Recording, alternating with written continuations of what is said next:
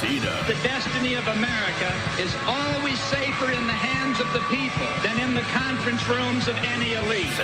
Seder. They are unanimous in their hate for me, and I welcome their hatred. We must guard against the acquisition of unwarranted influence, whether sought or unsought, by the military-industrial complex. The Majority Report with Sam Seder. And I get the feeling you've been cheated.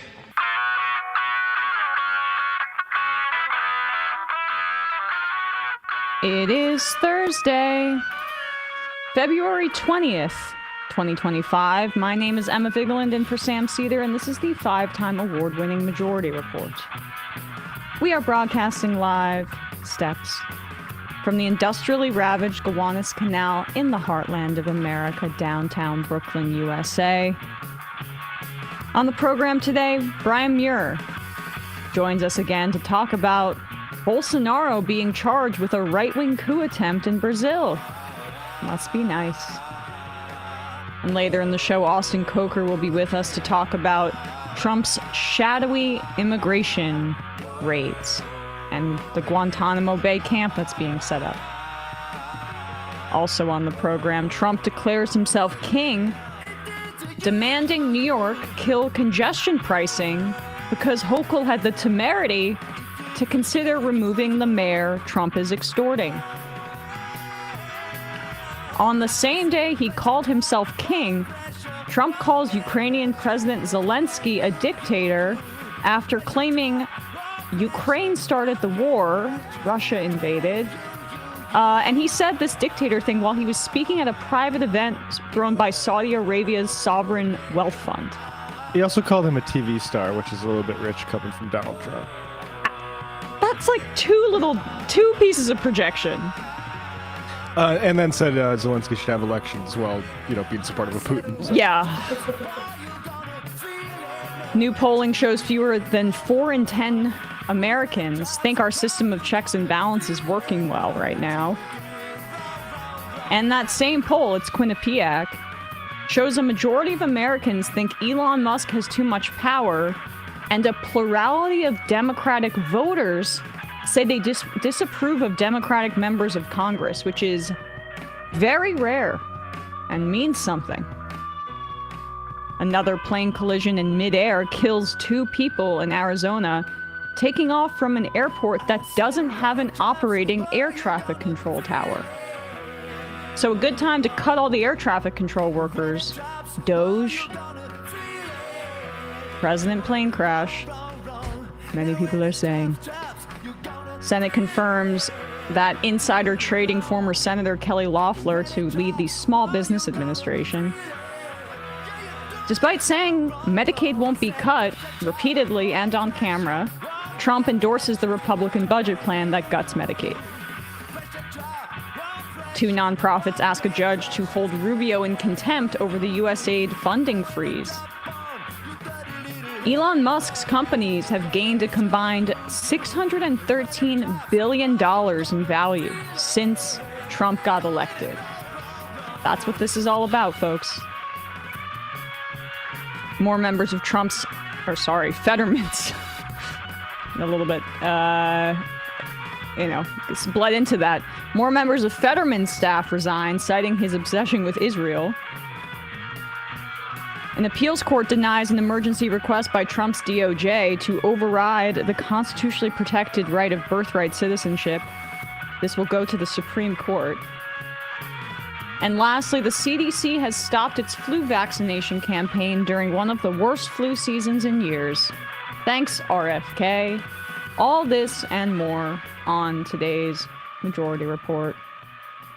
Welcome to the show, everybody. It's an EmMajority Report Thursday. We're almost through this week. We're past hump day, which is a blessed thing.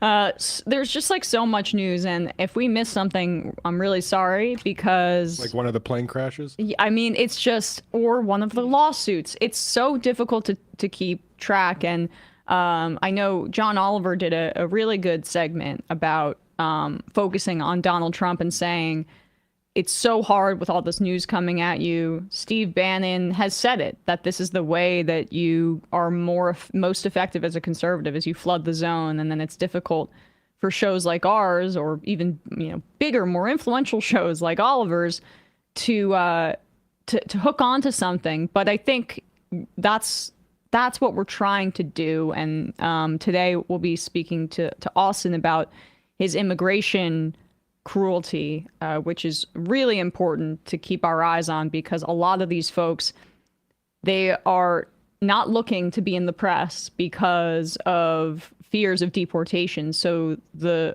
cruelty towards them isn't necessarily reported on in the way that I think is proportional to the crisis that it's creating. So we'll have a great interview with him, and his Substack is phenomenal tracking this in just a bit. But I wanted to start with a more rousing video and segment to start the show than what we'd done earlier this week, unpacking Elon Musk's, horrific lies about things like Social Security as he tinkers with our most sensitive information in the Treasury so he can create his bank and make himself rich. But we're seeing more and more resistance. Yesterday, there was a rally for the federal workers. I saw AOC had a great speech. There is an appetite to push back against this. And the Democrats in Washington, many of them are not meeting this moment. So we had on Tuesday a active civil disobedience and speech by this former NFL player, Chris Cluey. He was in the league from 2005 to 2013. He was on the Minnesota Vikings as a punter. Great punter. And he was cut in 2013 from the Vikings after he had been being extremely vocal about his support for marriage equality when that fight was happening. He was writing in papers, publishing letters. He was speaking about other players' homophobia in the league. And he alleges that the Vikings cut him for this reason, which I completely believe. I mean, we saw what happened with Kaepernick and the conservative bent of the league.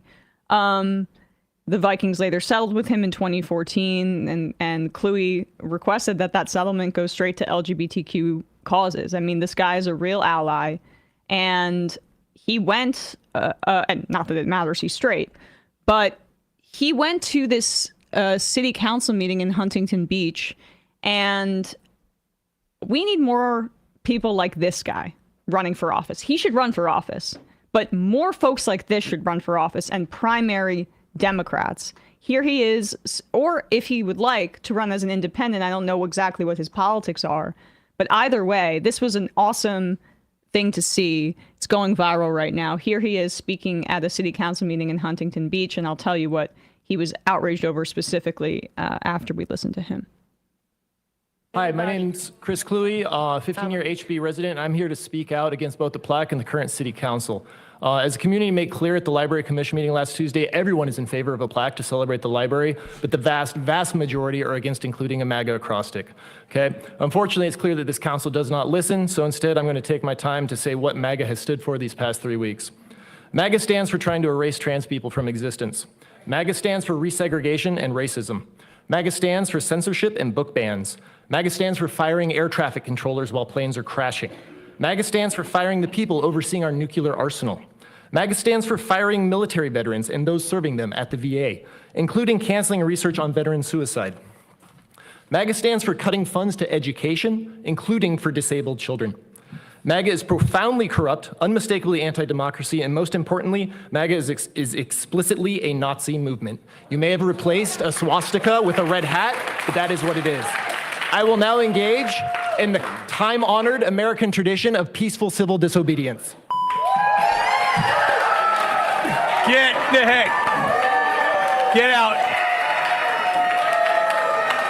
Cops sprinting to get this guy.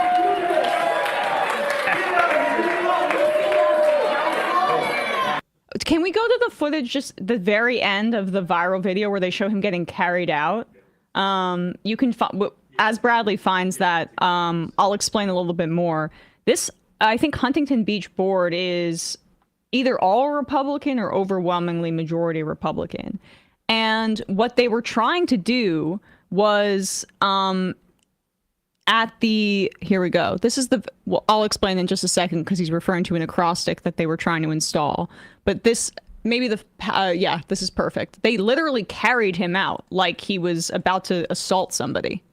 American tradition of peaceful civil disobedience.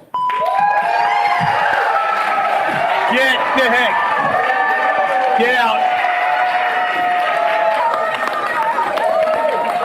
Unfortunately, so he said he was doing civil disobedience. There's no need to push him to the ground. I've been to actions. I was at that, action at Nancy Pelosi's office where environmental activists sat in and AOC joined them right after she had gotten elected to Congress. And usually people just sit down, they're zip tied and walked out. But this is a very Republican area of California. I mean, this is Huntington Beach. California has the most Republicans of any state in the union. That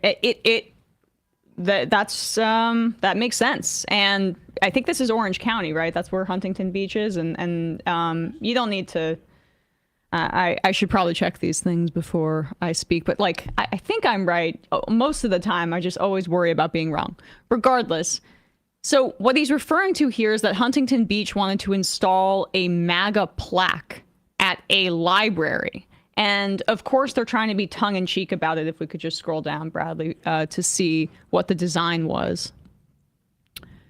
The Huntington Beach City Council has approved plans to install a commemorative plaque at its library with an ode to President Donald Trump, with approving a slightly modified design and spending an additional $1,000 for security.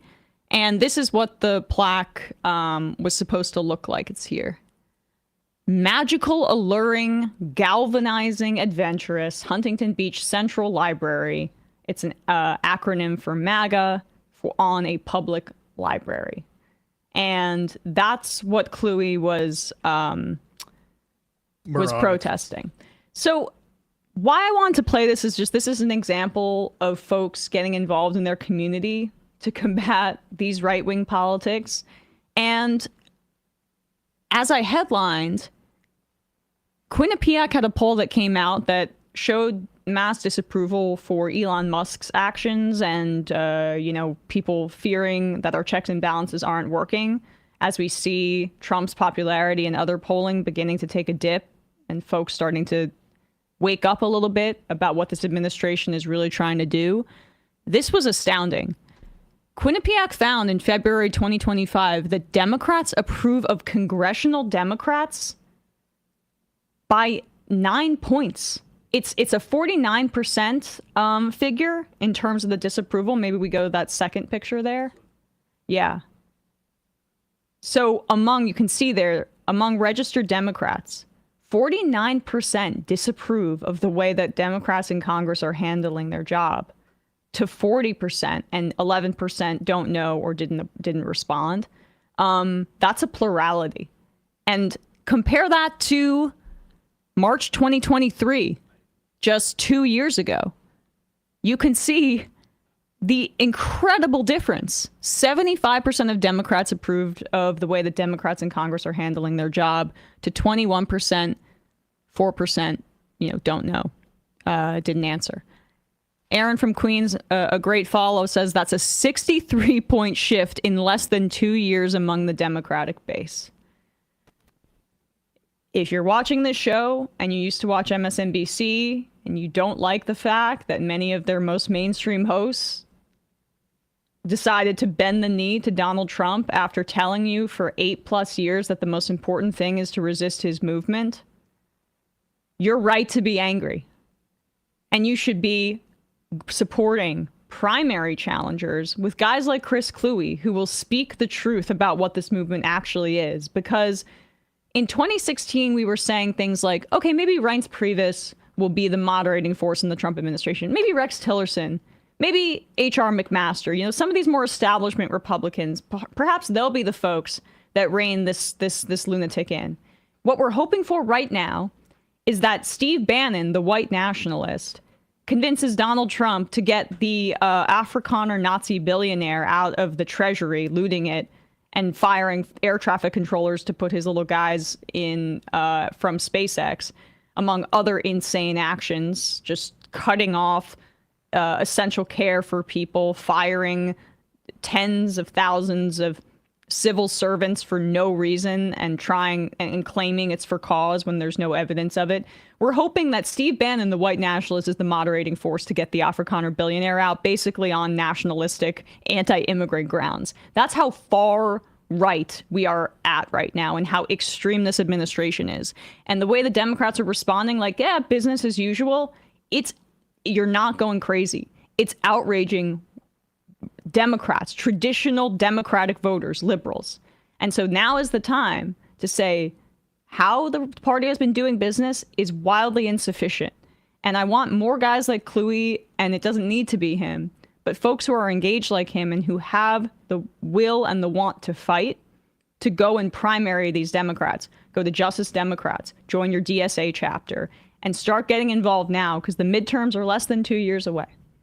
Yeah, anger is good, but we have to kick the bums out. And Aaron has another tweet here. The left's battleground for the next 2 years is Dem primaries. We need strong fundraisers, communicators to run against these useless centers. Gomez in California, Scott, Georgia 13, Davis, Illinois 7, Thanadar, Michigan 13, Goldman, yeah, please. Yes, my rep. Yeah, mine too.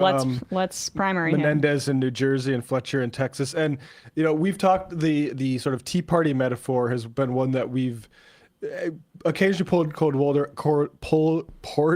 water on because of it's not really symmetrical in terms of the fundraising capacity. Right. But this sort of situation where it's not just listeners of this show that are upset with the way Hakeem Jeffries and Chuck Schumer are responding to this. It is everybody, and they are absolutely right to be. But anger, again, needs to be focused into political action, and the primaries are the best.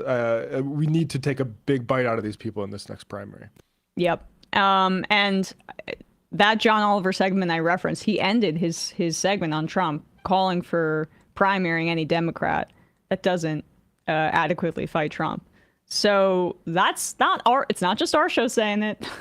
It's not just lefties or people on the internet. This is a very mainstream opinion among Democratic voters. And if congressional Democrats want to continue down this road, okay. It's your funeral electorally. 2 days ago, Ta-Nehisi Coates said, how can you get people to believe you'll stand up for democracy if you can't stand up to genocide? Exactly right. Can you imagine if the Democrats forced the vote on Jeffries? I mean, they shouldn't be supporting him. No, but it would just be a funny conclusion to that little saga. But I wonder if other members of the party are starting to get a little antsy and wondering if leadership is going to lead them to electoral failure. Well, that's the thing is, like, we need to primary them because I think a lot of them are spent. Hakeem Jeffries won't be improved upon, and I think he needs to be primaried. Like, they need to be kicked out and removed, because they're not going to learn a lesson. We need a new crop of legislators, just like 2018 brought us with AOC and Squad. Exactly right. All right, folks, quick word from our sponsors, and then we'll be talking to Brian about the developments out of Brazil.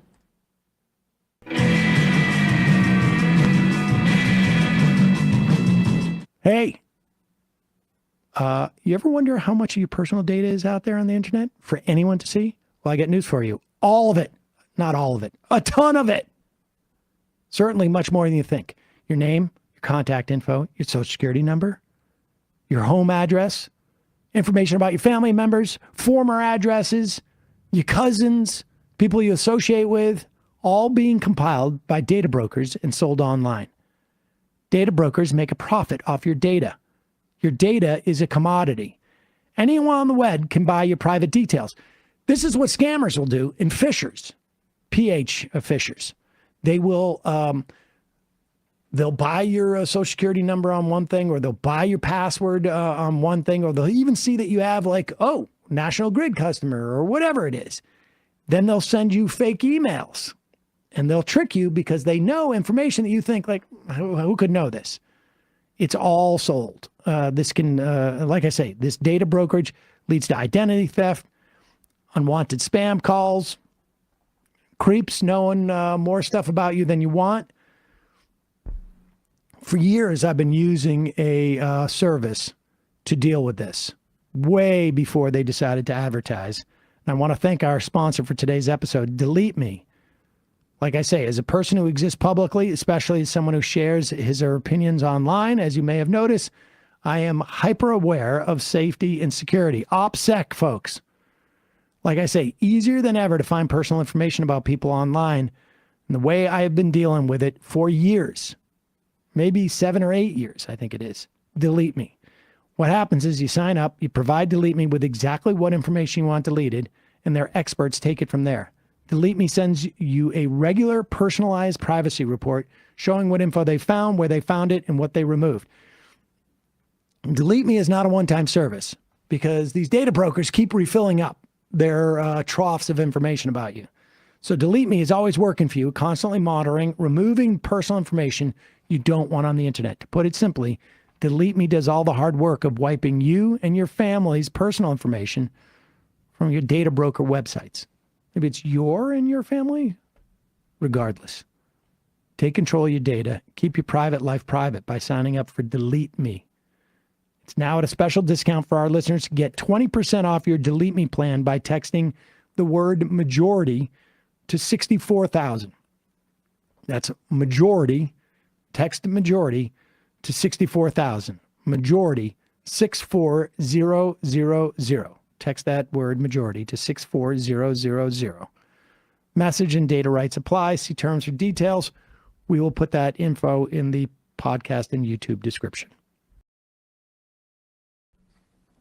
Hey, did you ever walk into a store, have no idea what wine to get?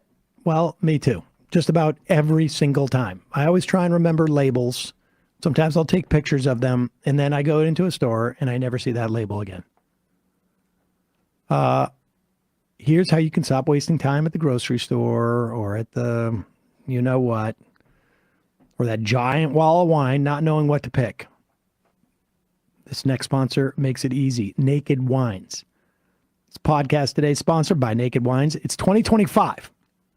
Do you still shop for wine like it's 2005?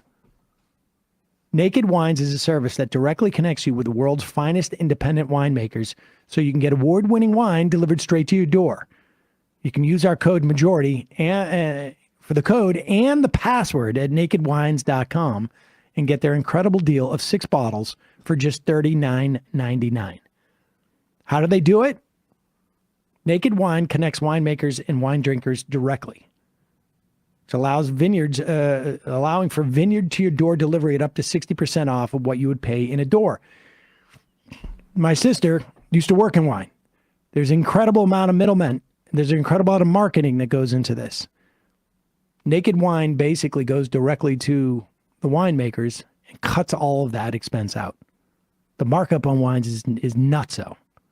Now the vineyards make more and you pay less. Naked Wines has been around for over 15 years. They fund over 90 independent winemakers around the world.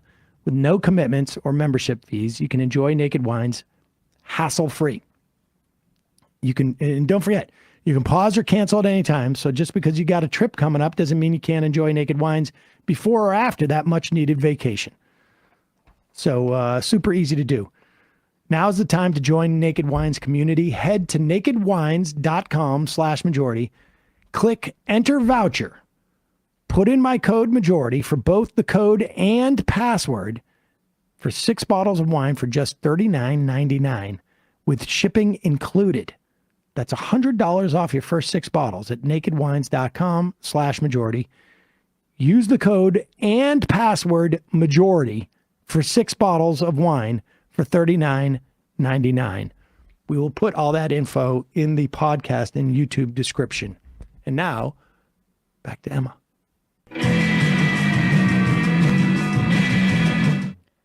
We are back, and we are joined now by Brian Mier, pundit for Portuguese-language news portal Brasil 247, TeleSur correspondent, and author of the Delinking Brazil newsletter on Substack. Brian, welcome back to the show. Hey, thanks for having me. It's good to see you again, and some good news at the very least. You guys down in Brazil know how to handle your right-wing coup attempts. Not so much here in the United States.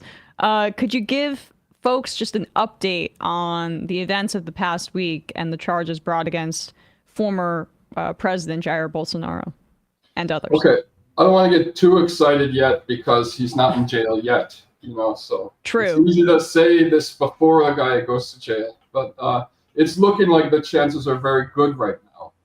Basically, there was a congressional investigation that produced like 3,000 pages of evidence of Bolsonaro and 32 close allies, like systematically working towards a coup over a 2-year period, that involved all of this delegitimization of the electoral process. It's a plot to kill Lula, Supreme Court Justice Alexandre de Moraes, and Vice Presidential candidate Geraldo Alckmin before Lula could take power. That was then sent to the federal police. They slimmed it down to like an 878-page indictment and passed it on to the Attorney General's office. So yesterday, the Attorney General formally charged Bolsonaro and these 32 hench people of his. And they're handing it to the Supreme Court, who have to make the decision if they're going to accept it and set trial dates or not. Everybody is almost entirely certain that they will accept it and set the trial dates. I mean, it helps guarantee that the trial will be set, that part of the coup plot involved assassinating one of the Supreme Court ministers. So I can't see anyone really voting against it. So that's predicted for like next month. Then the trial process will start and he'll have a right to appeal. But if it all goes according to the way I think it will, he should be in jail by the end of the year. Knock on wood. But I guess let's go back to his presidency and the imprisonment of Lula to begin with, which he used false corruption charges to imprison the left-wing president of Brazil, his political opponent. And this was uncovered through a lot of different reporting, Operation Car Wash, etc. For folks that may not be familiar, can you give people some background about what Bolsonaro engaged in? Well, this is important because Bolsonaro is now trying to make a false equivalency and say that he's a victim of lawfare, which is what happened to Lula. Bolsonaro wasn't directly involved in Lula's imprisonment. That was a process that was launched through a partnership with the U.S. Department of Justice, the FBI, and a group of public prosecutors in Curitiba, using the now temporarily banned FCPA Act as an excuse for U.S. involvement. Lula was charged and convicted based on entirely one coerced plea bargain testimony that was annulled later. The Supreme Court made an exception to the Constitution to allow him to be imprisoned during an election year before his appeals process played out. So although Bolsonaro wasn't exactly directly involved, he was the direct beneficiary, because when Lula was imprisoned, he was 20 points up in the polls, and Bolsonaro was the second most popular candidate. So he was like the beneficiary. But it would be, comparing the two cases as Bolsonaro does now, it's a major false equivalency, because they found, these guys did some really stupid things, like Bolsonaro's aide-de-camp, Lieutenant Colonel Mauro Cid, erased all of the incrementing emails that had been exchanged in this 2-year-long coup plot, but he forgot to empty his trash folder. So when the police raided his house, they found all the emails, Wow. And then this General Augusto Heleno, who was Bolsonaro's intel chief and also the leader of MINUSTA's armed forces during the 2005 Cite Soleil massacre in Haiti, someone who's just got this long history of rottenness, he kept meticulous handwritten notes in paper notebooks and left them like lying around his house. And so when the police raided his house, they found all these notebooks in which he's like planning out different crimes, not to mention all these tape recorded meetings. And most ridiculously, many of the crimes, much of the evidence that's being used in this indictment, Bolsonaro did on live national TV and on live podcasts, YouTube, Facebook. Like, he committed he committed crimes on TV to audiences, numbering in hundreds of thousands. So it's very hard. It's going to be very hard for him to prove that he's innocent, and he's even admitting it. He's saying, "Oh yeah, well of course we planned a coup, but that was just talk. We were just joking around, locker room banter, But the problem is, as the indictment says, obviously it's a crime to plan a coup, right? Because if you're successful, you're never going to be arrested for it. I mean, it even says this in the indictment. So the only people who ever get arrested related to coups are people who don't pull them off. Every arrest that's ever happened for plotting a coup in Brazil has been people who failed at it. I mean, that's an argument that you hear from conservatives here in the United States is like, Donald Trump couldn't have tried to overturn the results of the election. Biden's in office. He wasn't successful. It's like, wait, no, you can still try to rob a bank and not get away with it and still be tried for robbing a bank. But Brian, can you expand on the CIA involvement part? Because that's probably... go ahead. Well, okay, I don't know if you've read Philip Agy's CIA Diaries. I have not. Old classic. Book. Okay, yeah, it's a classic. There's this rivalry within the CIA over Latin America. The FBI was operated in Latin America before the CIA even existed. And so when the CIA was formed, they just turned the FBI in Latin America into a division of the CIA, which was always like poo-pooed and looked down on by the other members of the CIA, because FBI, it's a long story, but anyway, FBI has always been very active in Latin America, despite the fact that the CIA took over a bunch of their operations. So the Foreign Corrupt Practices Act, this is an example of like the Trump administration doing something for the wrong reasons, that's having a good effect on Latin America. FCPA is the Foreign Corrupt Practices Act. It was signed off in this big treaty with the OECD in 1998, and all of the signatories basically open sovereignty of their countries to U.S.-led anti-corruption investigations. This is what led the FBI to arrest a bunch of FIFA officials in the World Cup headquarters in Switzerland 10 years ago. And this was their justification for getting involved in corruption investigations into Brazilian companies that were competing with American companies, mainly in the areas of petroleum and civil engineering. And so they launched this case against Odebrecht, arrested all of these businessmen, and under the tutelage of a group of 16 FBI agents led by Leslie Bakshi's, for several years, they coached the task force in Brazil on how to leak information to the media, how to strategize to arrest top politicians, mainly focusing on PT and Lula. So I co-wrote an academic article about this that was published in Latin America Perspectives, UCLA's Latin America Quarterly, called The Long Coup. Look it up. It's too complicated to explain at this point. It's a good primer, though, Brian. I mean, because I don't think a lot of Americans have that understanding about the level of involvement to this day. And with Trump 1.0 in the first term, this is when this occurred. Greenwald never talks about it, right? Yes. Greenwald never talks about the U.S. involvement in Operation Car Wash because it spans the Democrats and the Republican administration. Yeah. You would think he would. Well, you wouldn't think anything about him anymore.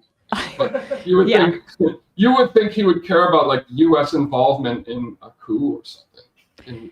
You would think, but I think he's kind of bumped up at the end of really what the whole Democrats are the national security state actors that we can only criticize thing because of this obvious, as you say, obvious interference by the Trump administration at the time. But the reality is this is bipartisan, which is a much more straightforward way to describe this. But so the timeline is Lula is imprisoned, then Lula is freed, Lula gets out, defeats Bolsonaro, and then how did this coup attempt and plot the wheels start getting into motion? It started as soon as he got out of prison, 2021. Okay, at that point, Bolsonaro and a bunch of strategists, including the grandson of dictator Figueiredo, the last president in the military dictatorship, who the New York Times calls a right-wing pundit. They planned to delegitimize the electoral system by attacking the electronic voting system. So starting in 2021, they started producing all of this information and feeding it to social media influencers, you know, orchestrated by the grandson of former dictator who's like a YouTuber. Bolsonaro made a series of more and more aggressive attacks against the electronic voting system, even including a conspiracy theory that the only reason the 2018 elections made it to the second round was because the electronic voting system had been hacked and defrauded, you know, to favor the communists.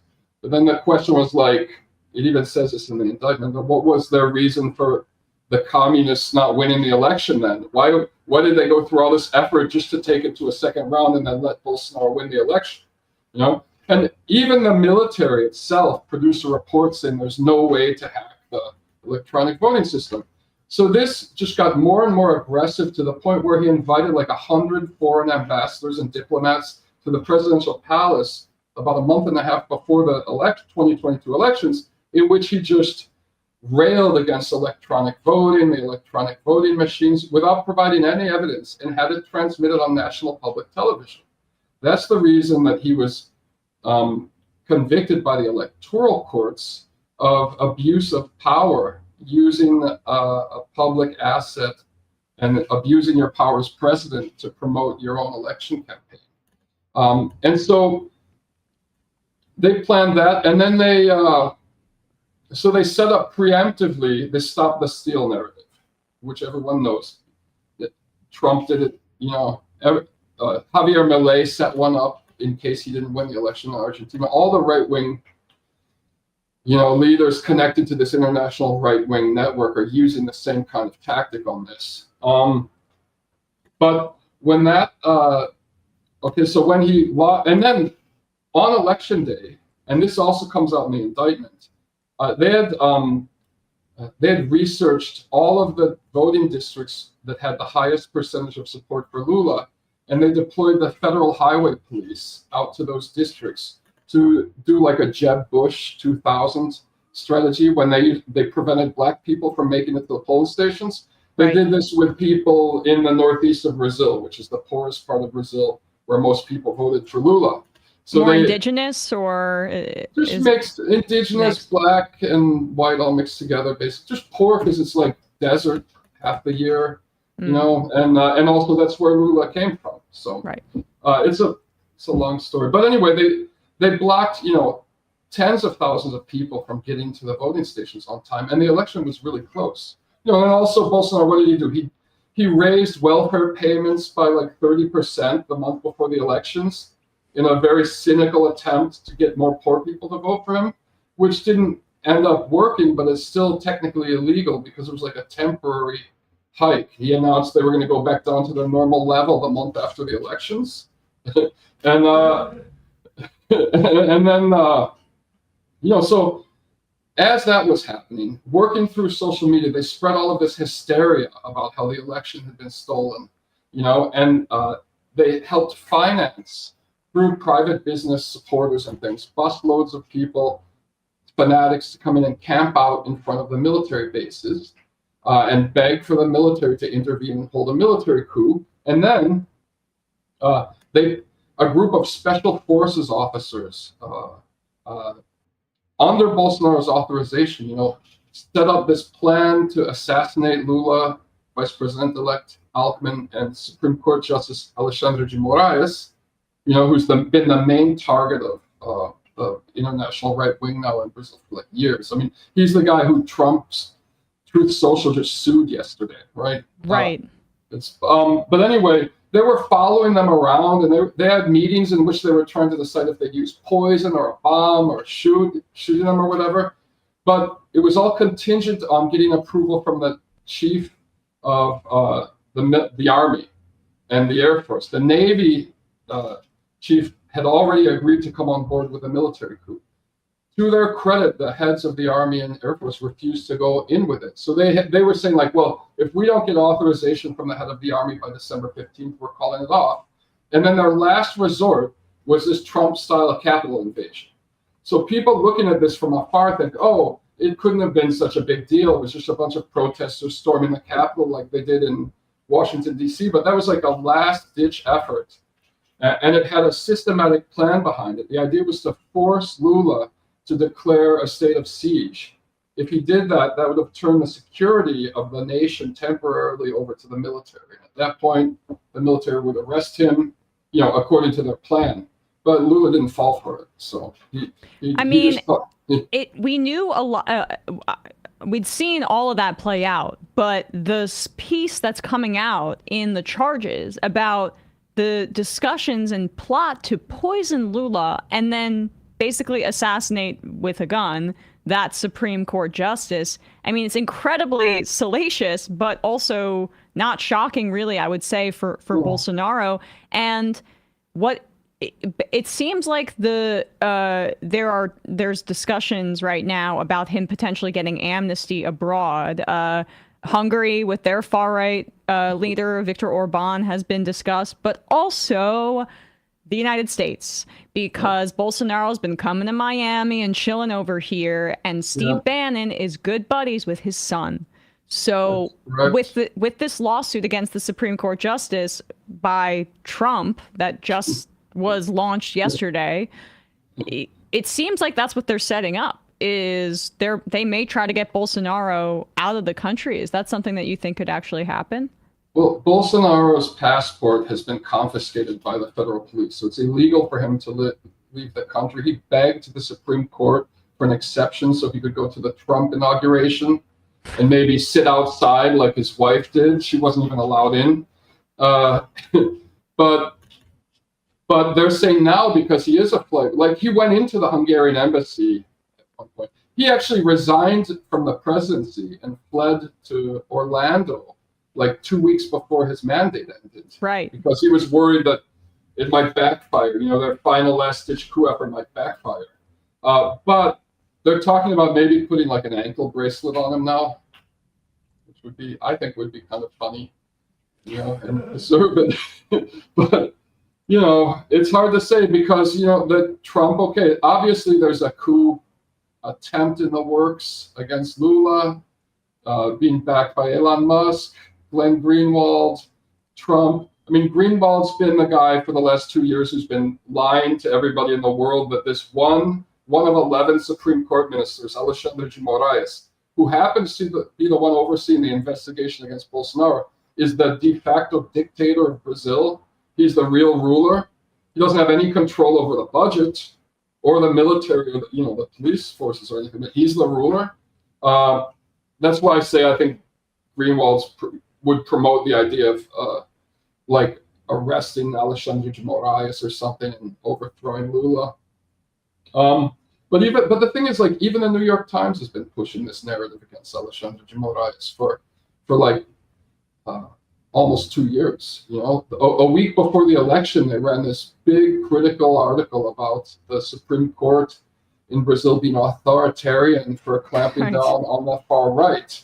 And they've run like 5 or 6 articles pushing this narrative. When the X-ban happened, they pushed it again. And they're all written by Jack Nickus, who's like former tech reporter from New York Times and Wall Street Journal, covering the Silicon Valley beat. So I just wonder if that's a reason why it seems so sympathetic to this narrative being pushed by Elon Musk and other tech billionaires, or if it's something that the New York Times supports. It has nothing to do with the author, and it's just their position because, the New York Times gave a lot of support to the coup against Dilma Rousseff in 2016, and the Democrats and the Republicans are aligned on a lot of issues. I mean, yeah, right. Venezuela and Mexico too, right? Like that has been the slant of their coverage. They gave a lot of credence to the idea that Guaido, he was actually the true ruler or whatever. So this is nothing new with them. But is this really over for Musk? The fact that Brazil had basically told him, And for a while, Twitter went dark there because they were, it was over disinformation. And Lula said, you're not going to be able to operate here if you don't abide by our rules, essentially. Or is it also wanting access to, say, rare minerals in Brazil is why the tech billionaires are obsessed with this? Well, there's definitely a lot of minerals in Brazil, but in this specific case, this Michael Schellenberger was busted lying and like patching together a bunch of different emails to make it look like the Supreme Court was trying to persecute staff because they would refuse to take down conservative pundits off the X page. Actually, what it was about was that Nazism is illegal in Brazil, just like it's illegal in Germany and in France. Brazil had the largest Nazi party outside of Germany during the 1930s and has a long fascist tradition of its own. So it's illegal. We have a different concept of speech rights down here, and especially during election season, speech rights are further restricted. For example, it's against the law to run negative campaign ads in Brazil during an election season. The election season is really short. In the case of this X ban, there were underground neo-Nazi cells contacting adolescents on social media and trying to incite them to commit school massacres. And a few school massacres started, and there was such a wave of panic across the country that like 30-40% of the kids' parents were just not letting them go to school, and then it was all planned to have a day of massacres on Hitler's birthday. And so the Ministry of Justice summoned all of the representatives of the foreign social media platforms in Brazil, and X was the only one that didn't want to comply. So they had to push back. X finally agreed to do it, and they managed to arrest a bunch of people. But then there was another case where X was refusing to turn over data on one of the leaders of the PCC, which is the largest organized crime cocaine mafia in Brazil, from his X page or something. And so a local prosecutor in the state of Sao Paulo was threatening to press charges against X if they didn't release the data on that criminal they were looking for. And so Schellenberger took that email, and then patched it together with some other emails, made it look like it wasn't written by this local prosecutor. He made it look like it was written by Alexandre de Moraes, and they started this thing called the Twitter Files Brazil, and this Schellenberger speaks Portuguese, so he was down here saying, I think everyone should have the right to lie, you should have the right to lie, and he was busted for doing it, and then he just apologized. So I apologize, I'm going back to the US now. Here's my bank details if you want to donate money to my research. And they just took off. I mean, that is just amazing, but also satisfying that they were, stood up to. But it'll be interesting to see if Donald Trump tries to basically kind of retaliate because of this Bolsonaro That's charge. what we're worried about down here. We're worried, he might threaten sanctions or something. Right. He's going to try and pressure, because they've turned this guy Alexandre de Moraes into this international boogeyman of the international far right. If you look at the guy, he looks a little bit like Dr. Evil. So like of all the Supreme Court justices, he's the one who looks the most like a Bond villain or something. And so this helps with the memes and everything. But he's just like the face of this authoritarian Supreme Court in Brazil, according to Musk and Trump and everybody now. Yeah. Right. Apparently it's not authoritarian when you do a hostile takeover of the government as the world's richest man and just start tinkering around with all of our government programs for your own gains. It's authoritarian that the Supreme Court justice may be on the left. It's also not censorship when you order all government agencies to stop using the word gender. Yeah. That's not censorship. Apparently. Well, Brian. It's just when you tell Nazis they can't be Nazis.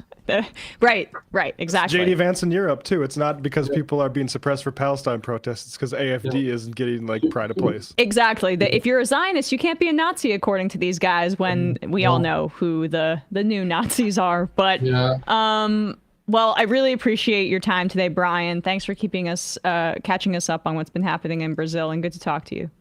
Thanks. Good to talk to you. Thanks so much. All right, folks, quick break, and when we come back, we'll be joined by our second guest, Austin Kocher, to give us an update on Trump's immigration enforcement and deportations.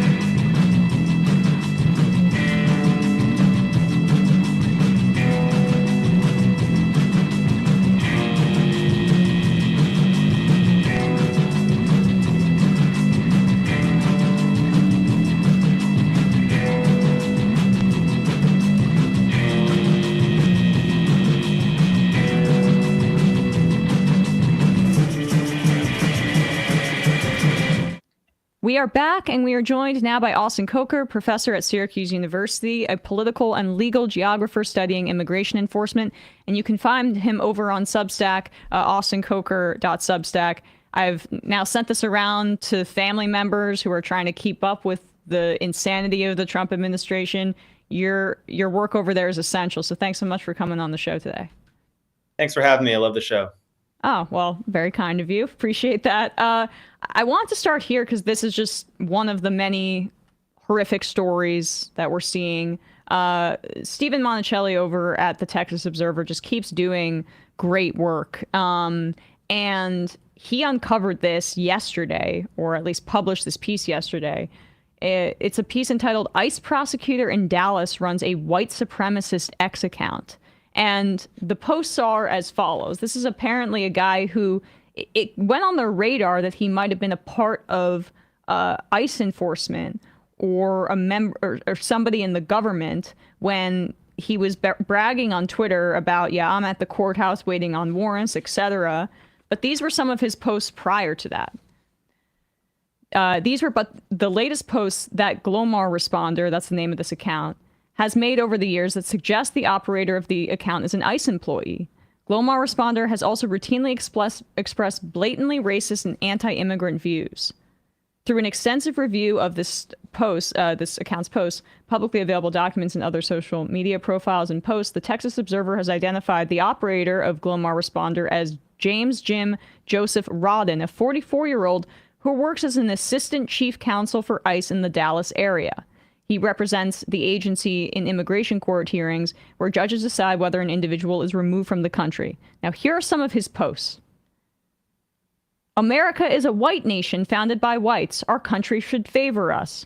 All blacks are foreign to my people, dumb F.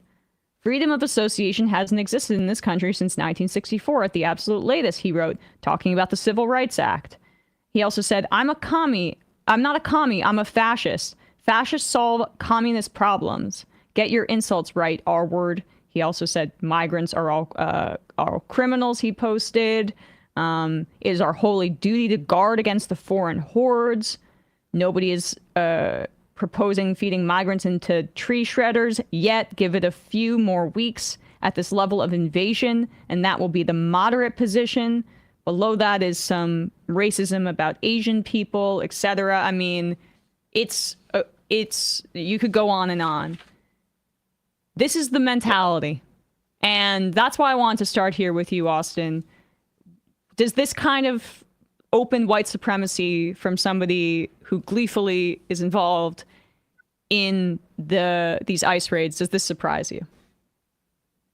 It's not surprising. We've seen lots of examples of this out of Border Patrol and other parts of the enforcement wing of the Department of Homeland Security. Unfortunately, these agencies, because of their rhetoric at the national level and also the mission of the agencies, which these are agencies that are really struggle with responsible oversight. They're constantly trying to get out of oversight. They're constantly trying to avoid being transparent to the public. I can tell you, as someone who's sent a lot of FOIA requests to these agencies, it's very difficult to get information back. And even a high-ranking person inside one of these agencies a couple months ago, who was new to the agency, described how much they try to refuse to be transparent. And they're hiding issues like this within their own ranks. I'll also just say, when I saw this come out, and I agree with you, that reporter and the Texas Observer is doing fantastic reporting right now. What's also so important for, I think, the public to understand, which the reporting itself indicates, but this is someone who was sitting in immigration court hearings making decisions, like potentially life and death decisions about families.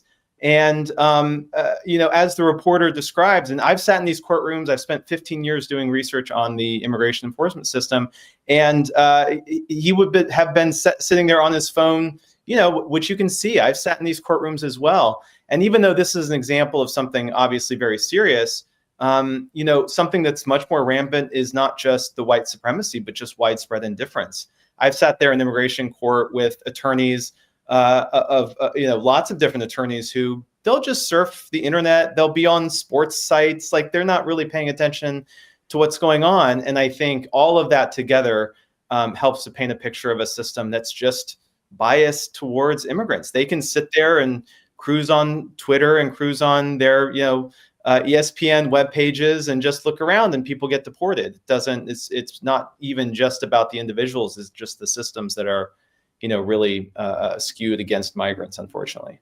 Yeah, just casually ruining people's lives and breaking up families without much of a thought. And it's the dehumanization that starts from the top about immigrants that results in that kind of ideology, but also the more under the radar indifference that you described to their pain and suffering. And people often describe our immigration system as broken, and even Democrats, who I'm very frustrated with, not providing a positive vision for what fixing our immigration system could look like outside of just militarizing our border and doing the same thing but a little bit more nicely. What is broken about our immigration system, and what really needs to be fixed as opposed to more militarization and more pain and suffering? Sure. So I think the language about having a broken immigration system, I think it's really important because it is a kind of way for people, regardless of their, maybe individual views on it. I think a lot of people do agree that there's something with the immigration system that's not working. It's not working because we don't have a system that responds to our economic needs. The truth is, many of our core industries in this country rely on immigrant labor, and we haven't had revisions to labor migration in almost 30 years, since the 1990s. We also have, we've several decades in now to globalization, and frankly, families just don't live within countries. I mean, we have lots of families look a lot of different ways, and there's a lot of families and relationships across borders.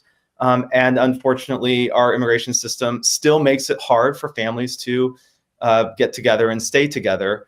And so we just haven't really responded to those kinds of needs. At the same time, there are some of us in the academic and world, and even some other writers and intellectuals who also try to point out that in some ways the immigration system is not broken. It's doing what it was designed to do in some senses, which is our current immigration system was born out of the racism of the late 1800s and early 1900s. It's long been a system that's been exploited to hurt immigrant workers, to build in false competition and false animosity among working people. I come from a working family in rural Ohio, and the idea, and I grew up, my dad did construction work, and I grew up with workers that would migrate up to Ohio from Kentucky and from West Virginia for work, the same way that migrants come from parts of Mexico and Central America for work. And so, we should be able to understand that we actually have a lot in common as people, but the immigration system creates these artificial boundaries that ultimately really just serves, people who are owning, people who have a lot of power already, and people like Musk, who's, he has not only relied on labor, who's not in the country, under worker visas, but also fought unionization efforts. So the immigration system just has this long history of building in divisions and animosity that divide us rather than bring us together, and it still does that, unfortunately. So so it is both broken, and yet it is broken by design. And is that design as simple as I want leverage over my workforce and I can pay them a sub-minimum wage and not give them overtime, and I don't have to worry as much about them joining a union, and maybe I can hire someone who's 14 and not have to worry about that? Is that really the theme we should take away from this? I mean, it's certainly one aspect of it. It's not, a lot's changed in the last 20 or 30 years. There's just been a lot more humanitarian migration and family-based migration, globally speaking. This isn't a US story. This is really a global story. I think there was one point in our history where there was in some sense, workers really exploited undocumented labor to sort of break up unions and to undermine collective organizing in some way. And so there was, that was used. I think for the most part, organized labor and labor unions have recognized that actually we have much more in common and it's better to work together. I meant for the bosses, that they sure. they don't have to, they want a labor class of folks that they can more easily deny wages to and subjugate, and it helps them with their other workforce. Yeah, absolutely. And I saw this. I was one of the co-founders of a worker center back in Ohio, and we did that kind of work, and we saw that. And sometimes it's not even just the wages themselves that are lower, but it's actually just the expendability of these workers who, as you said, maybe they don't have to pay them as much, but even more importantly, these are workers who are scared about raising workplace violations and pushing back and organizing. So absolutely. Yeah, it's you could just threaten to deport somebody if, say they're being sexually harassed or they have unsafe work conditions. So I guess that brings us really to where we're at right now with Donald Trump and his immigration race. Well, firstly, before we move to the present day, in terms of fixing the immigration system, wouldn't our resources be better allocated to some of what the Biden administration was starting to do at the end, like that app where people could apply more easily and put their information and data, which would be verified, into a system as they await an immigration court, which still needs massive improvements as well, but just making it so that it's a formal process as opposed to we're going to put razor wire in the Rio Grande so a pregnant woman drowns to death. Yeah, exactly. And this is a thing that's a strategy that's been tried and true across the last 20 years is give people a legal pathway to register and come in, and they will do it every time. Even when that system is imperfect, even when they still have to wait in dangerous parts of northern Mexico, if they know that there is a pathway, they'll do it. They'll do it the right way. They'll wait. They'll submit the information they need. Because they're interested in complying. They're interested in coming in the right way. That's simply the reality for everyone. But again, we have a visa system where we have artificial restrictions on how many visas we can offer. So there's people with family members in the United States who are effectively forced to wait for 10, 20, 25 years to just come, quote, the right way.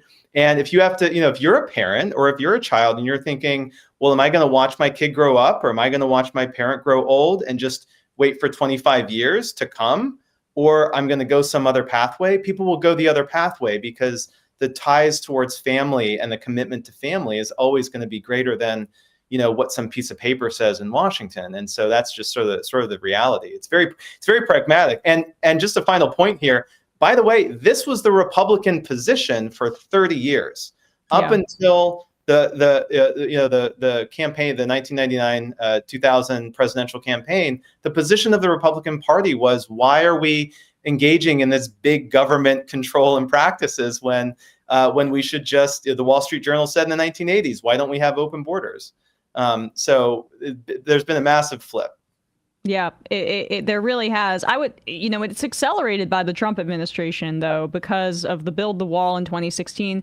In 2012, after Romney lost, there was a mea culpa, or at least it looked like they were trying to attempt one within the Republican Party. We've got to change our rhetoric on immigration. We've got to be more open to Latino voters. And even despite what Trump's rhetoric, they did succeed this last election. He gained with Latino voters, and it's unfortunate because this is going to be an extremely painful time, as we're already seeing. So I guess that does bring us to the present day. Trump has been in office for a month at this point.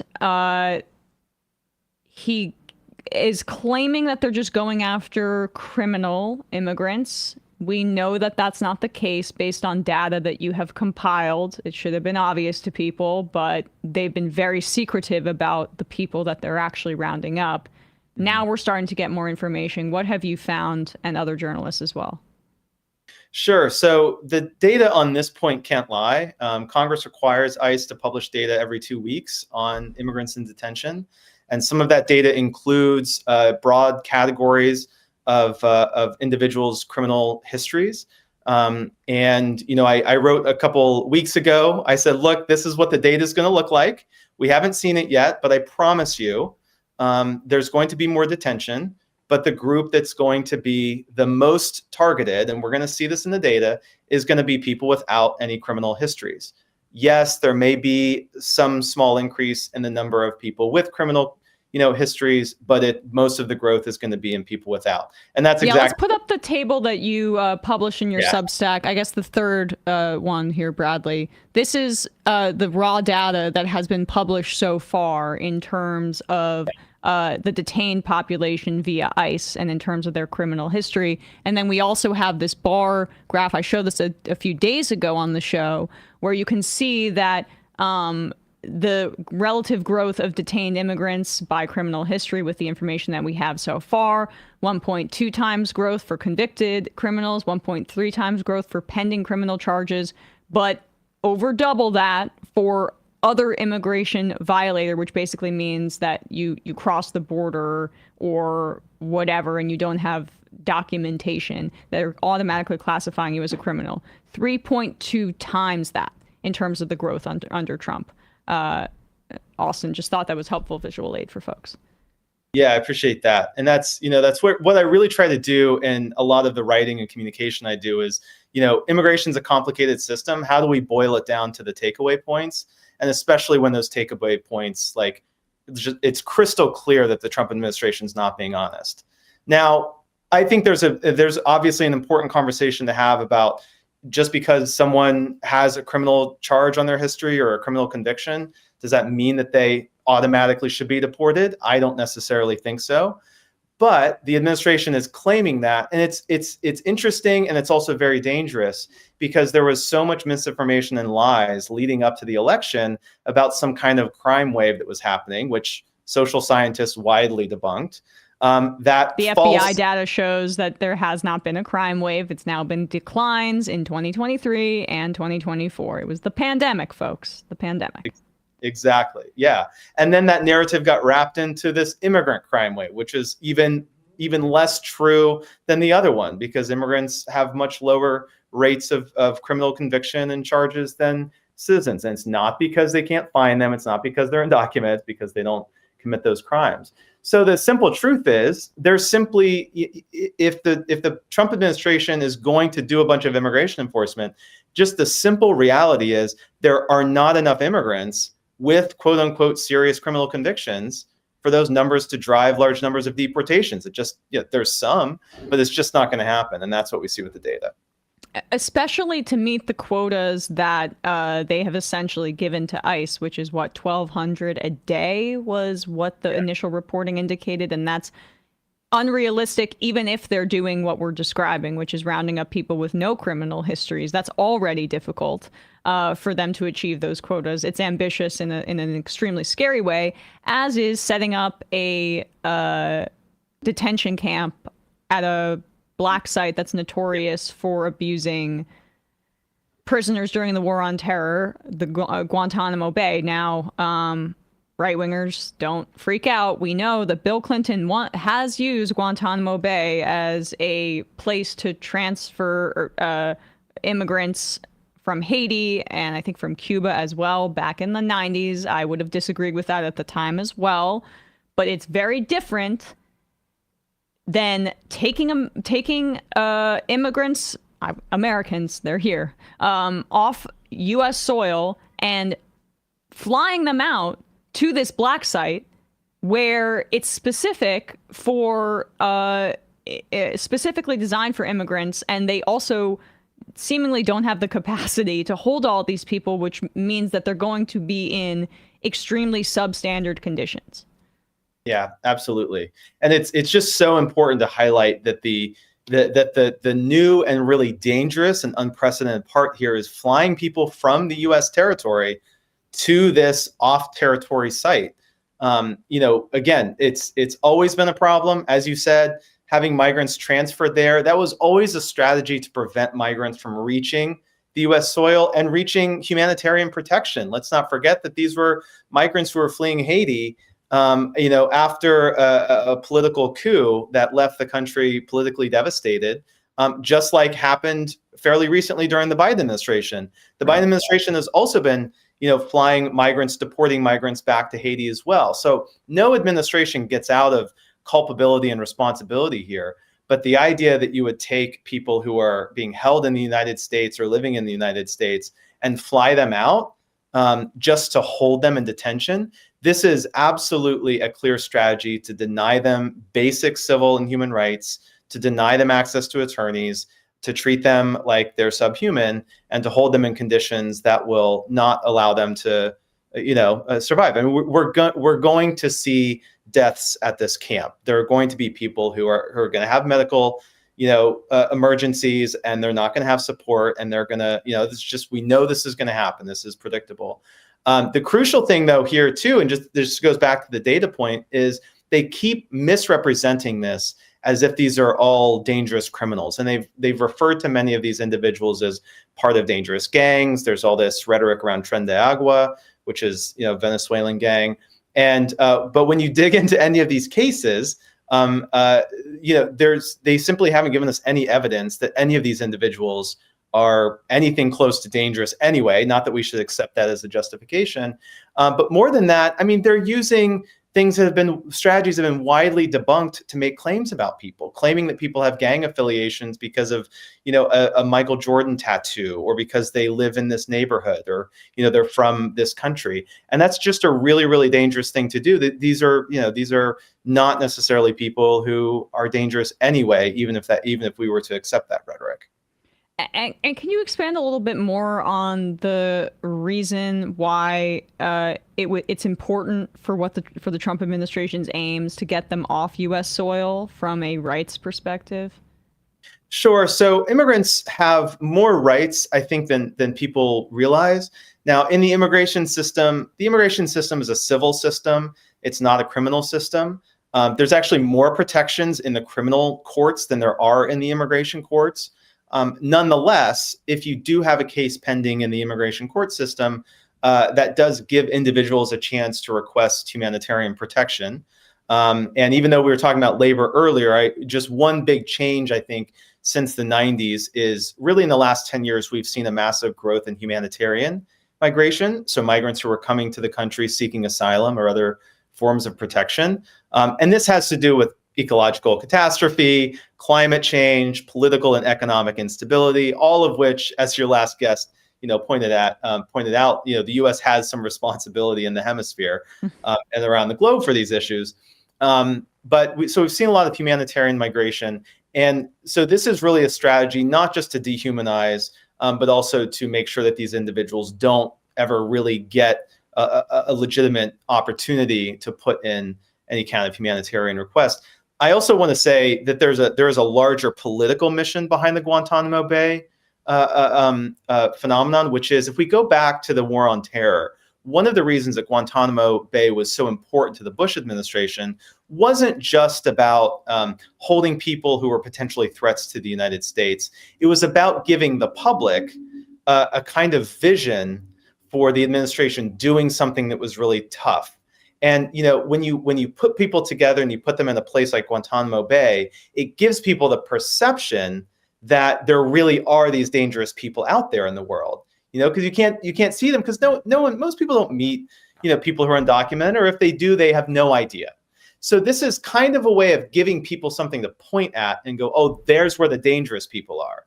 And once you give someone that kind of hook in their brain to connect to, it helps them to then accept the rest of the discourse, which is like, if there's dangerous people in Guantanamo Bay, there must be dangerous people also in my community who should be there. So I'm going to support ICE. I'm going to call in ICE. I'm going to call the police, that kind of thing. So there's a larger political project here. I think it's really important as well. Yeah, that's a great point. And Dave from Regular Estonia, our viewer, is always correcting us, says Gitmo is not a black site. It's not hidden or secret. Things are bad enough without inaccurate hyperbole.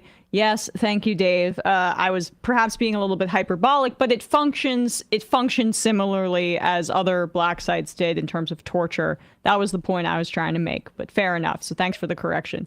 And yeah, it's a show of force as a way to further dehumanize, right? And eventually we're going to be getting photos out of this like we did with the family separation policy. But the problem is that the brakes are off the car here. Lastly, before we let you go, Austin, I wanted to ask you wrote a little bit about this in your Substack, because there is one group of folks that the Trump administration is suddenly interested in giving immigration, loosening immigration rules for, and that is white South Africans.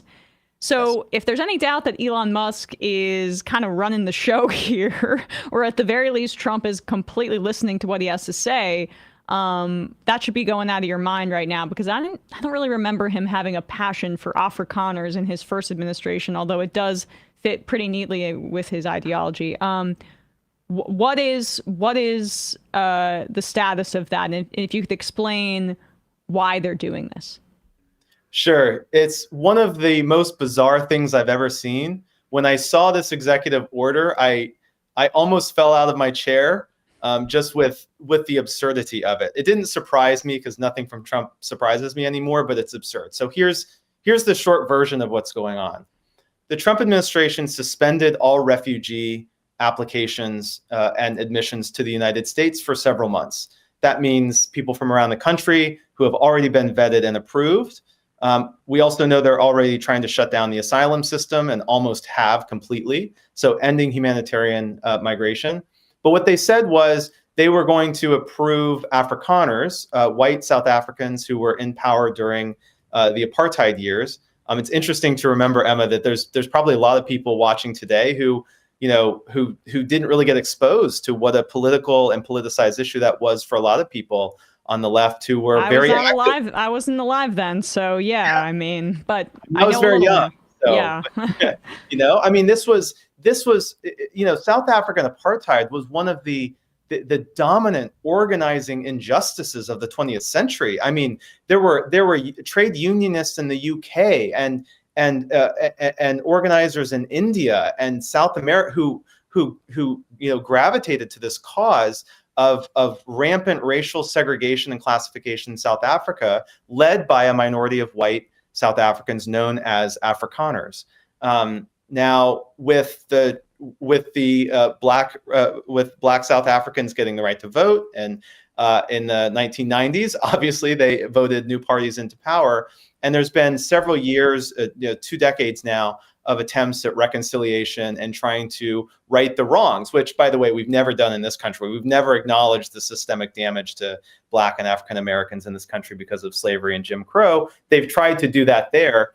The way that Trump, and I think we can say Musk, have decided to spin that is, well, white South Africans are now being oppressed because they're trying to right the wrongs of half a century of apartheid. I think specifically that white South Africans own 70% of the farmland in South Africa, even though they are a distant minority in and that the was supposed to population. be addressed as the fall of apartheid. Right. Yeah, absolutely. And there was specific legislation in 1913 which took land from Black Africans and put them in the hands of white landowners and Afrikaners. So it's absolutely part and parcel of that history. But Trump's executive order opened up the refugee system to one and only one group, the refugee system that he shut down, and that's to Afrikaners. Yeah, it's pretty explicit. It is pretty explicit. Well, anyway, Austin Kocher, everybody should check out his Substack if you want to stay up to date on all of this immigration news. So much helpful information there, especially because, frankly, on this issue, it might be the most disappointed I've been in with the press over the past month, because they're taking this criminal thing at face value when, as you lay out so clearly, it's mathematically impossible. Even if they were to round up all of the people with criminal histories or even charges, it would not be meeting these quotas in the way that they need to. So, yeah, absolutely. And I think that's, if I could add, I mean, it's just such an important point because, I understand that people have a lot of perspectives on immigration, and there are things that people, even on the left, legitimately disagree about what we should do or, how things work. But this is something that's this is just the fact. We have to agree on what the facts are around this. And I think that's something where I just refuse to back down from the facts when the facts are the facts. And that's just how this whole criminal thing, that's what the data says. I mean, we can't get away from it. So exactly right. Thank you. Well, yeah, of course. Check out Austin's Substack, and really appreciate you coming on today. Thanks so much. Absolutely. Thanks, Emma. Thanks. All right. With that, we're going to wrap up the free part of this program, head into the fun half where we'll read your IMs. I've made an executive decision not to take calls today because I feel like we haven't gotten to enough clips. And we've done calls Monday, Tuesday, Wednesday. Come on, baby. We did it. We did it already. So yeah, we've done enough. Done enough. So I'm going to talk about. I got a Hunter S. Thompson section that goes on to this Afrikaner refugee thing. This is cool. from Generation of Swine, collection of Hunter's writings from the 80s. This is before the fall of apartheid. Quote, "The South African problem will not go away anytime soon. Those people are riding the tiger down there, and it is one of those rides that does not have the look of longevity. The whole nation will be gone like Rhodesia by 1988. Pretty good prediction there. And after that, we will have those people on our hands, 2 or 3 generations of crazed Afrikaners who got chased off by the continent by native black people. They will arrive by the tens of thousands at airports like Miami, Atlanta, and Dallas with letters of passage and crates full of burp guns and cougarans. Some of them will push north to Montana and Coeur d'Alene, Idaho, and hook up with the Aryan Nation and other white supremacist cults. By the turn of the century, if Reagan has his way, expatriate Afrikaners will control huge sections of the American West from the Black Hills all the way to the ocean." Now, what I like about Hunter S. Thompson is that sort of passage, I think, could have been characterized as maybe a little bit extreme, a little bit hyperbolic for its time, and yet has it kind of proven more correct than maybe the people who would point at Hunter S. Thompson as just some kind of crazy guy, or has it kind of a little bit panned out even to this day where all of a sudden the only refugees we care about are Afrikaners? Yeah, that is pretty prescient. Fascinating stuff.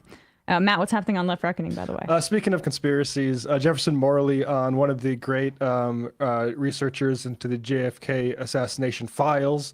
He's a guy who wasn't into any of the sort of conspiracy theories until the government started releasing documents after the 1992 JFK Records Act that started showing that actually the CIA is big time lying about what they knew and when they knew it with regards to little guys like Lee Harvey Oswald and memos about what Kennedy wanted to do to the CIA. So check that out if you want a little introduction. We're going to have Morley back on when it becomes clear or not if Trump's going to once again make a big noise and show about releasing these documents but retaining them for the CIA. Very cool. That's a great interview, and I still have to listen to it, but I have had a long week, so that'll be on my weekend list. What's up, guys? Do we have them? Hey. That's me. Oh, whoa. Here. Whoa. Hello, bounced up from the bottom of the screen. How's everybody doing? I'm doing great. How you doing? I'm good. Doing all right. Doing all right. What's happening on the discourse, Brandon? Oh, yeah, we've been getting up to a lot of stuff. Yesterday, we watched that really bizarre press conference or I guess not press conference, but interview that Hannity did with Elon Musk and Donald Trump. So bizarre. Yeah, I mean, what else can be said about that? The part where they describe the Neuralink and Elon is just saying just completely fantastical notions about how it's basically solving paralysis already. Yeah, the whole thing was incredibly weird, and I couldn't help but just muse out loud about what is this for? Who is this for? What am I looking at here? Why are their thighs touching this entire time? What's what? Are they just passing nutrients back and forth? I don't get it. And anyway, yeah, we watched that. Monday we watched this great documentary on Tartaria, the Tartarian mud floods. If you haven't seen that. And tomorrow, I mean, it's almost my birthday, so I just feel indulgent. And I saw that the Fresh and Fit podcast, I don't know if you ever heard of them. Yes. They had David Icke on. Oh. I don't know who that guy is. I might know him if I saw his face. Who's David Icke? He's a longtime conspiracy theorist. Yeah, the popularizer of the reptilian infiltration conspiracy, amongst other things. He's seen some resurgence in the past because he's been beefing. He's one of the Trump. OGs. Yeah, I thought it was pronounced Ike or Icky or something. So anyway, but that's fascinating. Might be how you feel when listening to him. But yeah. No, I've heard him pronounce it Ike, so I'm going to pronounce it Ike. Yeah, so that might be fun tomorrow. I don't know. It depends on what else is going on, but we're going to have fun. So yeah, happy early birthday, buddy. Thank you. Happy birthday. Matt Binder, what's happening on your many shows? Yeah, I'll be having episodes very shortly. I think Sam's off this week, right? Because the kids are home, right? That's what I'm dealing with the same thing. Yes, exactly. So tonight I will be on Leftist Mafia, youtube.com/Matt Binder. Subscribe to the channel. And you'll get notifications when I go live and when the shows happen. All right. Sounds good, guys. Do we have that, or should I read some IMs? Pull it over. We're gonna play it so we can enjoy it. Oh, very cool. So also, our mics will be live. So just okay. All right. Nobody talk. We now have the animation for the Fun Half song. Thank you, Ultraviolet, who also did the ESVN music. Amazing creator of music and animation, friend of the show. Thank you so much for doing this. We officially have the EmMajority Report song animation. And I believe there was a collaboration with @Dronathan, I believe, so just wanted to thank them as well. Dronathan and Ultraviolet doing God's work. We really appreciate it. Here we go. EmMajority Thursday theme. Okay, Emma, please. Well, I feel that my voice is sorely lacking on the Majority Report. Wait, look, Sam is unpopular. I do deserve a vacation at Disney World. So, ladies and gentlemen, it is my pleasure to welcome Emma to the show. It is Thursday. I think you need to take over for Sam. Yes, please. No. I'm gonna pause you right there. Wait, what? You can't encourage Emma to live like this. And I'll tell you why. So was offered to tour, sushi, and poker with the boys. Tour, sushi, and poker with the boys. So was offered to tour, sushi, and poker with the boys. What? Tour, sushi, and poker. Seems upset. Tour, sushi, and poker with the boys. So was offered to tour, sushi, and that's what we call the biz. Tour, sushi, and poker with the boys. Right. Tour, sushi, and poker. We're gonna get demonetized. I just think that what you did to Tim Pool was mean. Free speech. That's not what we're about here. Look at how sad he's become now. You shouldn't even talk about it. I think you're responsible. I probably am in a certain way, but let's get to the meltdown here. Sushi and poker with the boys. Oh my God. Wow. Sushi. Sorry, I'm losing my fucking mind. So was offered a tour. Yeah. Sushi and poker with the boys. Logic. Tour. Sushi and poker with the boys. Boy. Tour. I think I'm like a little kid. I think I'm like a little kid. I think I'm like a kid. Tour. I think I'm like a little kid. I think I'm like a little kid. Had this debate 7,000 times. A little kid. I think I'm like a little kid. I think I'm like a kid. Tour. I'm losing my fucking mind. Some people just don't understand. So I'm not trying to be a dick right now, but like, I absolutely think the U.S. should be providing me with a life and kids. That's not what we're talking about here. Okay, all right. It's not a fun job. Work? That's a real thing. That's a real thing. Real thing.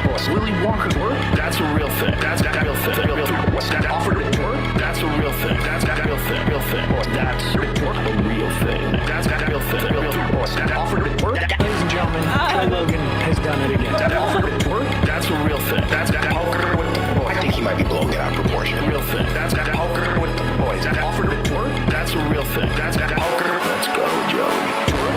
Sushi and poker with the boys. Take it easy there. Work? Sushi and poker. Things have really gotten out of hand. Sushi and poker with the boys. Delusional. Work? Deluded. Sushi. You don't have a clue as to what's going on. Live YouTube. Sam has like the weight of the world on his shoulders. Pogger. Sam doesn't want to do the show anymore. It was so much easier when the Majority Report was just you. You were happy. Let's change the subject. Rangers and Knicks are doing great. Now shut up. I don't want people saying reckless things on your program. That's one of the most difficult parts about this show. This is a pro-killing podcast. I'm thinking maybe it's time we bury the hatchet. Left is best. Trump Violet. Work? Don't be foolish and don't fucking tweet at me and don't binge. It's the way Emma has cucked all of these people. Love it. That's where my heart is, so I wrote my honors thesis about it. She wrote an honest thesis. I guess I should hand the main mic to you now. You want to go right off the foreign policy. We already fund Israel, dude. Are you against that? That's a tougher question. I don't have an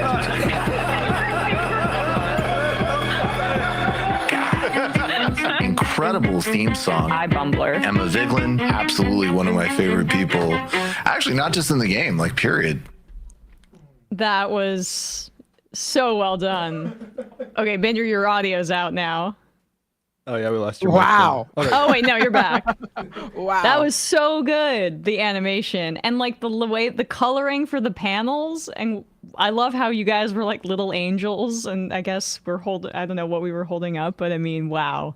I had high expectations for the visuals, but they were amazing. I really enjoyed that. I was laughing. I really was did smiling. too. I was singing along. I liked the breakdancing Tim Pool bit. That was great. Yeah. Yes, also, unfortunately, I don't know when I said the quote you pulled from me, but only half true now. The Rangers have not been doing so good. No, they have not. And they have not been doing well. But I think the rejoinder of I'm not going to say reckless things on this program actually kind of ties it up pretty nicely. Yes. Any New York sports team is doing well. Yeah, exactly right. And the maybe my favorite part was Joe Rogan being a cat in the litter box. It was so amazing. Charlie Sheeher, 10 out of 10 intro, no notes. Morpheus saying, I don't know why, but Michael saying logic after one of the tour sushi and poker with the boys lines is one of the funniest parts of the entire theme. I like Michael saying, don't tweet at me. Majority Report wardrobe coordinator. Okay, that's effing hilarious. A+ visuals. I mean, just rave reviews here. Eli from New Jersey, masterpiece, put it in the MoMA. Sarah from Wallingford cries, an audio listener. You'll have to check it out later. Northwest car hater. Oh my god, that animation! I loved Tim Pac-Man, the little kid bit, ending in a big hug from Daddy Trump, and I teared up a bit at the actual clip of Emma and Michael at the end. Yeah, that's incredibly sweet. Amazing work. Yeah, thank you guys so much. I mean, it's so crazy that anyone even cares what I have to say and puts that an amount of time into like doing something to be nice just about our work here. It really does touch me. So thank you so much. Holtenheim, I'm going to need a hoodie with glowing eyes of Emma saying this is a pro-killing podcast at the bottom. I don't know if I'm going to sign off on that. I forgot I forgot where that was coming from. I always see it in the chat, and I guess it's immortalized in the Funhouse song. Yeah, I don't know what that was about. So anyway. I can imagine. Yeah. Zionists. Exactly. Smears. So okay. As I mentioned, we're not going to take calls today. I just want to run through some clips because there was a lot of good stuff to get to today. Let's do this Sean O'Brien thing. So Okay. Basically, I think we've been a bit hands off with Sean O'Brien being more Republican friendly because, look, I'm not a member of the Teamsters. I'm in SAG-AFTRA, but I'm not a member of the Teamsters. I can't speak to what the rank and file want from their leadership. And Teamsters have traditionally been a bit more conservative, right, than other unions like the UAW or SEIU. It has a higher percentage of white workers, trucking, freight, warehouse work, etc. And so they're more likely to support Trump for reasons that are about, not related, frankly, to his labor politics, because we know that the Biden administration was a massive improvement on that issue over Donald Trump. And so, like, I have an understanding that, O'Brien has to represent his members in a way and is a politician because he has to get a majority of their support to continue to lead the Teamsters. But this was just inexcusable. And there were a lot of people in the labor world just saying, holy crap. A lot of Teamsters. And a lot of Teamsters saying, this is beyond the pale. Here is Sean O'Brien on Fox News being asked about Trump's labor secretary nominee, and he kind of reverses his position, but at the she reversed her decision on right to work in the PRO Act because she needs to get confirmed by a bunch of Republicans, and they don't like the fact that the PRO Act would have banned right to work, I believe, which makes it right to work laws are horrible for unions in this country. They make it basically illegal to require workers to pay union dues, which is at the core of union power.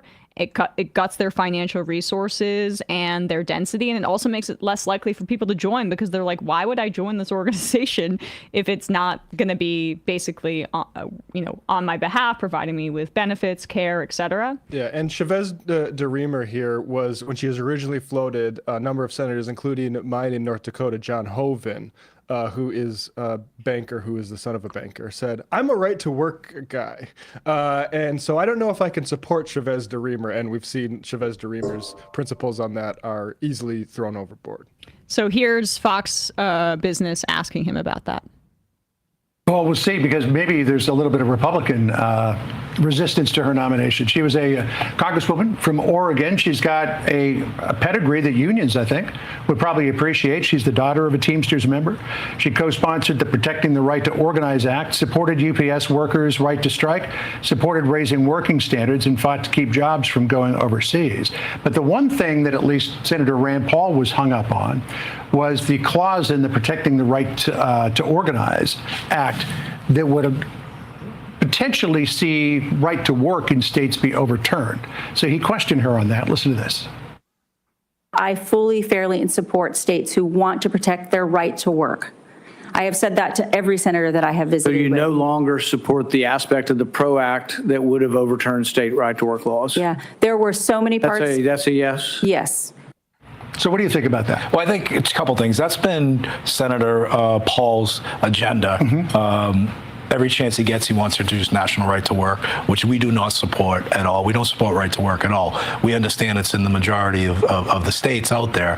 But that PRO Act, as it was never voted on. She supported it. She co-signed it. Never voted on. But there is an opportunity to work bipartisan. I'm working with senators like Josh Hawley to come up with a form of the PRO Act that may not include that. There's been a lot of talk that if there is an issue with right to work, it should be done on a state level, not on a national level. And look, that's the beauty of having conversations with people from the other side, where you can collaborate and actually find out what works for that state, what doesn't work for it, but more importantly, what's going to work for the American worker. So you support the president's nominee for labor secretary. What's your broader view on? That's it.